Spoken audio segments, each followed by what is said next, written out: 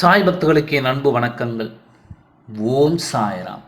என் அன்பு குழந்தையே, இந்த பிள்ளையை நான் இப்பொழுது உன்னிடத்தில் மிக முக்கிய செய்தியை பேச வேண்டும்.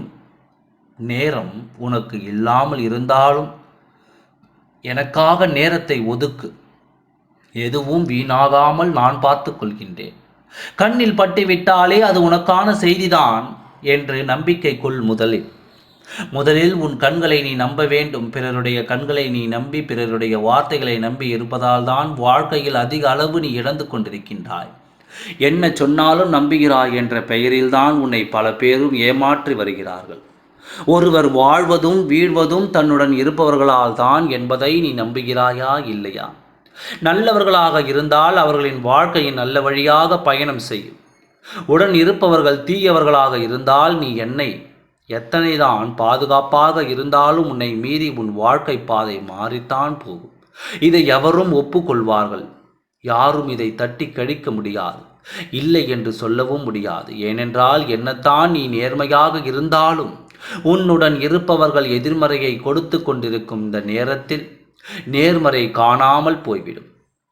அதே நேரத்தில் உன் இல்லத்திற்குள் நீ சுத்தமாக இருந்து தெய்வ வழிபாட்டை செய்து கொண்டிருக்கும் இந்த நேரம் உன் இல்லத்திற்குள் வருபவர்கள் எதிர்மறையானவர்கள் என்றால் உன் இல்லம் தீட்டுப்பட்டுவிடும். இதில் வேண்டுமென்றே செய்பவர்களும் இருக்கிறார்கள். அதையெல்லாம் உனக்கு தெரியாது. நான் அத்தனையும் பார்த்து கொண்டு தான் இருக்கின்றேன், சகித்து கொண்டு தான் இருக்கின்றேன். உனக்காக மட்டுமே பார்த்து பார்த்து ஒரு நல்ல காரியத்தை செய்வார். உன் குடும்பம் விளங்க வேண்டும் என்று உடன் இருப்பவர்கள் உன் கண் மறைத்து உன் குடும்பம் விளங்கக்கூடாது என்று செய்யும் எதிர்மறை காரியம் அந்த நல்லதையும் அழித்துவிடும் என்பது ஏன் உனக்கு தெரியாமல் போனது? உதாரணத்திற்கு, நீ ஒரு பூஜையை செய்கிறாய் என்றால் உன்னுடன் இருப்பவர்களையும் உன் இல்லத்திற்குள் அழைத்து அந்த பூஜையில் கலந்து கொள்ள, அந்த பூஜை நன்றாக நடக்க வேண்டும் என்று நினைப்பவர்களும் அந்த கூட்டத்தில் இருப்பார்கள். நடக்கவே கூடாது என்று நினைப்பவர்களும் அந்த கூட்டத்தில் இருக்கத்தானே செய்கிறார்கள்.